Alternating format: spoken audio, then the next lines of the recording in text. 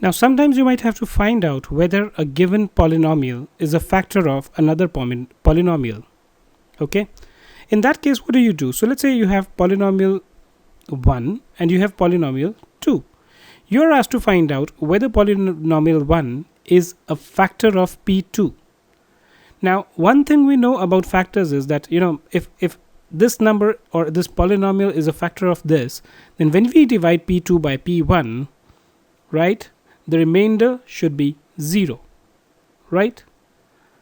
Similar rule applies for polynomials as well. So let's say, for example, if you're told determine whether the polynomial x squared plus 5x minus 1 is a factor of another polynomial, what we will do is we are going to divide the second polynomial, which is x cubed minus x squared minus 5x minus 6, by the first polynomial, x squared plus 5x minus 1.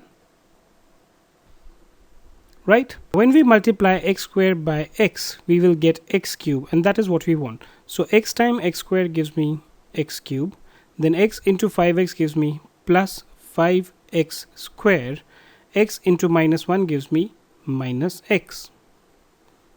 This plus would become minus, that gets knocked off, this plus become minus, this minus becomes plus. So I get minus 6x squared, plus x minus 5x gives me minus 4x, right? And then I have minus 6. Now basically, to get this to minus 6x squared, I need to multiply this number x squared by minus 6. And this gives me minus 6x squared. Minus 6 into plus 5 gives you minus 30x. And minus 6 into minus 1 gives you plus 6. When you do the subtraction, this becomes plus, we knock it off, this minus becomes plus, so we get 26x, this plus becomes minus, and minus gives me minus 12.